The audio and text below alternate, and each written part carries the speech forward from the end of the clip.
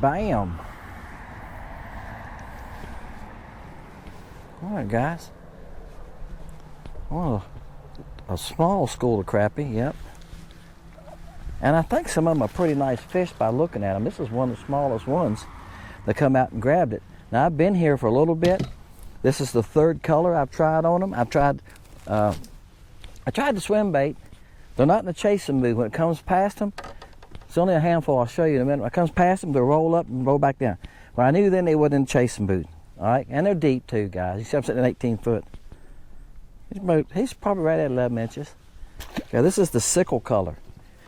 All right, which is just ice with a blue tail. Now, I threw a full-size LC shad, and they pull up behind it. First cast, tried again, second cast, switch color, same thing. I thought, well, I went to the tadpole, and I caught one of them. Now, that's fishing. Sometimes you got to figure out, and I know I'm not going to catch a bunch of them. That's the way they're acting. And they know I'm here, I'm sure. See them sitting right here? Ain't many, is it? All right. They're sitting right there on a hump. It's an old road hump. All right. So I see a school of shad coming right here. This flashing right here is a school of shad. Coming right at him. That don't help either. I seen a big catfish a while ago, or I think it's a catfish. He's still there. He's right here. You see that spot? I see him swim in and stop. He's sitting right there. They know he's there.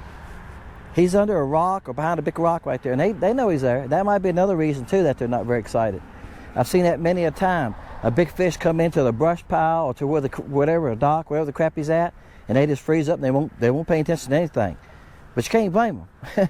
They're afraid if they make a move and leave the school, they could get eaten. This is not helping catch them right here either. Look, there's two schools. You see the crappie after the shad right there? Yep. They're going on, ain't they? They say, get out of here. One's still behind them. Wow. I thought this was going to be a big fish. I was going for the net. I seen a big fish move. Now, guys, this one came off that riprap over there. That's all I can do is cast that far, but it's about 8 or 10. And I've caught them there before in the past. So I knew to look over there. The ones that are on this hump, it's an old piece of cement, what it is, guys. The ones that are on that from the old road, they won't even pay attention to me. Now, when it comes past them, they don't even look at it. You know, they kind of turn the other way, like, nah, we know. And I'm looking around because, like I say, fish usually, when they're in this area, you usually can find some other fish in this area. See, there's the other half. It's an old bridge hump, you know, with a cement on the old bridge, where they raised it off the ground for the creek. See, there's where they were. See, they're still sitting there. I don't see that right here. They are. See, there's some right here, and ain't nothing there but a few rocks or something. Now, let me tell you what I think it's there. This is what I've been told by locals. They say it's an old culvert going under the road here, a big culvert. So when they was building the lake, they let the water pass through it. Now, it makes sense because they built a bridge up here to the right, and when they built that bridge, they don't build it in the water. The water gets in the way. So they put a big culvert here and let the original creek run through right here. And this is the deepest spot. You see it's 23 foot. So this is the old creek channel. So they put a huge culvert in so they could build a road over there so they could be working on that bridge, right? And get to that bridge to work on it.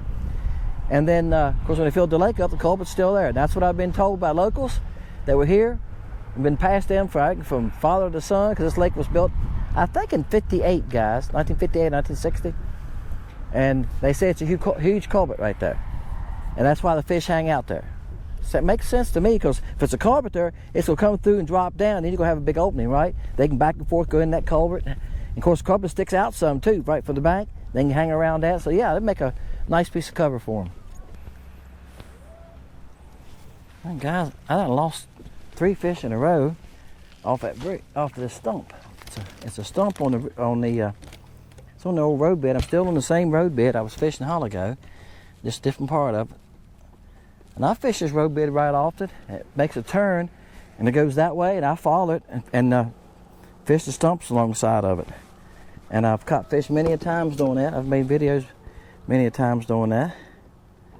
He's not a bad fish. He's probably right at 10. I don't know if he'll make 10 or not. Okay, guys, next cast. Well, come on, it's not like he's bigger too. I said I lost so many. I lost quite a few off of it. The first 2 I hooked, I lost. I was doing live action when he jumped into the net, didn't he? And here's the funny thing. Y'all know where I just came from off that bridge.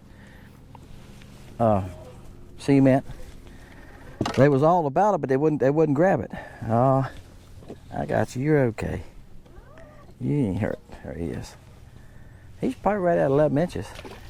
They were all about it, but they would follow it, then they quit. Then it got so the last little bit, they wouldn't even pay any attention to it. They wouldn't even move toward us or nothing. And y'all have heard me say this many a times. Move. Yeah, go find some more. If they won't pay any attention to you, and see, I'd come back to those. On the way back through to the truck to load back up, I've got to come back down through here, and I might just save about 15 minutes to try them again. But move. This time of year, they're still scattered. I guarantee you in this whole pocket right here, there's still crappie everywhere. Still could be some on those buoy weights. Y'all seen me catch them off them before. And I guarantee you, one of those docks up through there, especially that white one right there's got a few on it. You just gotta, sometimes you just gotta move, you know? Don't sit in one place and lose out, all right? I didn't throw far enough, I don't think. I might have. I see my bait now. It's right there at him. But I'll tell you, if it don't come right down in the right place, they won't even pay attention to it. They don't want to leave that stump very far. You know, I lost that catfish a while ago. I seen 2 big fish. After I caught the first fish, I seen 2 big fish come by and go out that way. So catfish are running around here trying to get them a crappie snack. So they know that. Bonus. That's going to be a small one. Bonus fish. I picked this like a cherry off a tree. See those 2 little cedar trees right here? Let me spin my live scope around and get this fish off.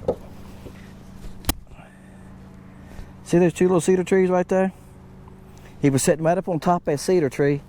I threw this sickle color Tadpole Jr over there. He's a little fella. Because I couldn't tell. That looked like a star on top of that Christmas tree, so it looked like.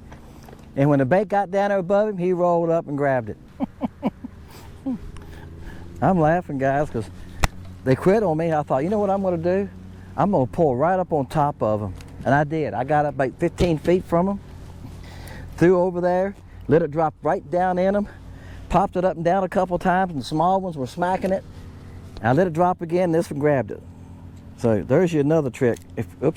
When you're going to leave them sometimes, go ahead and get close to them.